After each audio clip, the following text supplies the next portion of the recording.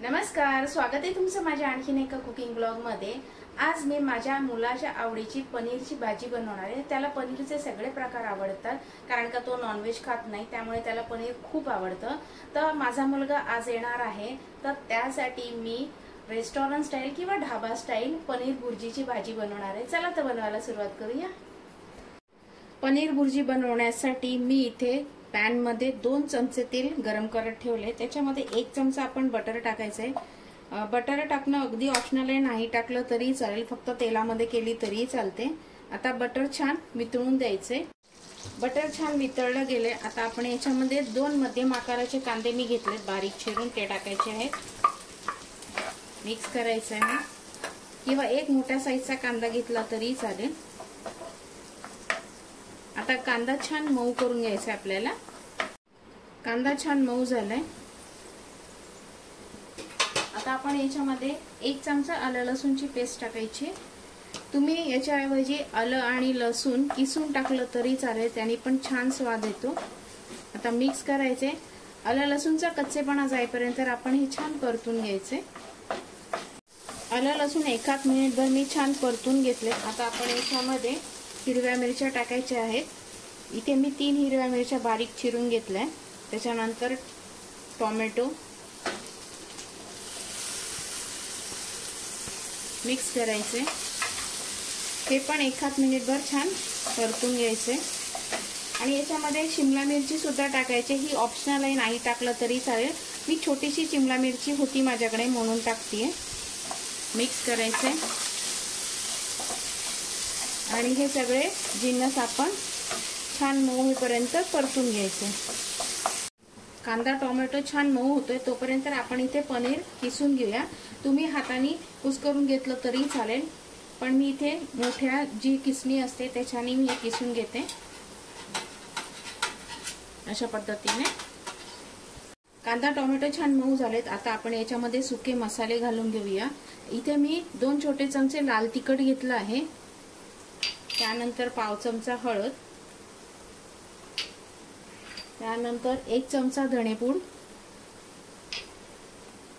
अर्धा चमचा जिऱ्याची पूड, त्यानंतर मी इथे पावभाजी मसाला घेतला 1 मोठा चमचा। मिक्स करायचे। थोडंसं मी मीठ सुद्धा टाकून घेते। मिक्स करून घ्यायचे। मसाले करपू नयेत म्हणून मी याच्यामध्ये 2 ते 3 चमचे पाणी टाकते। मिक्स करून घेऊया।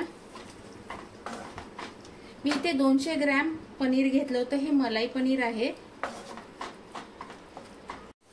आता आपण याच्यामध्ये बेसन टाकून घेऊया। हे थोडंसं साईडला करून घेते। याच्यामध्ये 2 चमचे मी बेसन टाकते। बेसन छान भाजून घ्यायचे। तुमच्याकडे जर ऑलरेडी बेसन भाजलेलं असेल तर ते डायरेक्ट मिक्स केलं तरी चालेल। हे 1 मिनिटभर छान बेसन भाजून घेऊया। बेसन छान 1 मिनिटभर भाजून घेतलंय।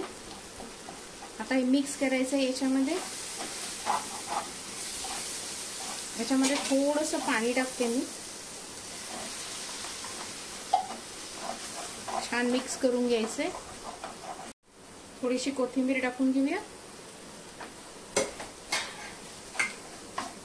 आणि आता हे जे पनीर आहे ते टाकून घ्यायचे।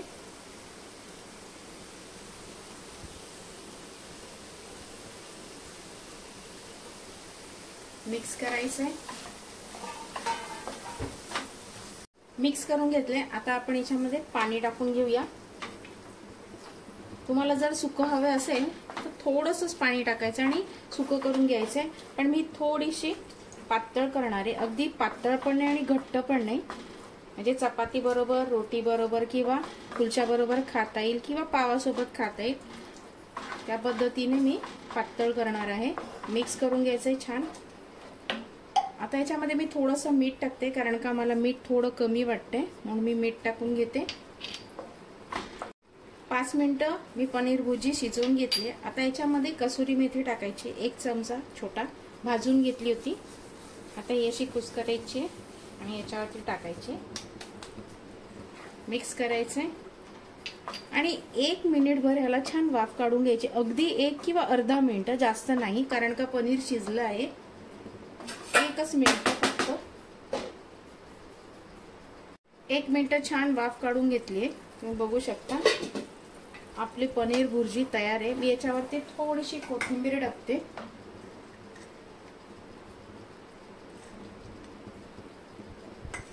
मस्त अशी हॉटेल स्टाईल किंवा ढाबा स्टाईल पनीर भुर्जी बनवून तयार आहे.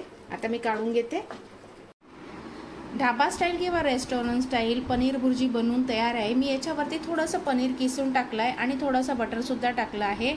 पनीर किसून टाकणं टोटली ऑप्शनल आहे, नाही टाकलं तरी चालेल. आणि बटर टाकलं कारण का माझ्या मुलाला बटर खूप आवडतं. तुम्ही म्हणाल किती बटर टाकते, पण त्याला भयंकर बटर आवडतो म्हणून मी टाकलं आहे. आणि दिसायला पण खूप छान दिसतं. ढाब्यावरती किंवा रेस्टॉरंटमध्ये आणखीन बटर टाकलं जातं, पण मी तर थोडंसंच टाकलंय. तर तुम्ही ही घरी एकदा नक्की ट्राय करा आणि कशी झाली मला कमेंट बॉक्समध्ये नक्की सांगा. हॉटेल स्टाईल किंवा ढाबा स्टाईल पनीर भुर्जी बनवून तयार आहे. अप्रतिम लागते. तुम्ही ही घरी एकदा नक्की ट्राय करा. मला आणि माझ्या मिस्टरांना पनीर फारसं आवडत नाही, पण माझ्या मुलाला खूप आवडतं. आज तो येणार आहे तर त्याच्या आवडीची मी पनीर भुर्जी बनवली आहे. त्याला खूप आनंद होईल. ही पनीर भुर्जी तुम्ही पावाबरोबर, रोटीसोबत, नान सोबत किंवा कुलच्यासोबत खाऊ शकता. अप्रतिम लागते. तुम्ही ही घरी एकदा नक्की ट्राय करा आणि कशी झाली मला कमेंट बॉक्समध्ये नक्की सांगा. जर तुम्हाला माझे कुकिंग ब्लॉग आवडत असतील तर लाईक नक्की करा. पुन्हा भेटूया अशा छानशा कुकिंग ब्लॉग बरोबर. तोपर्यंत धन्यवाद.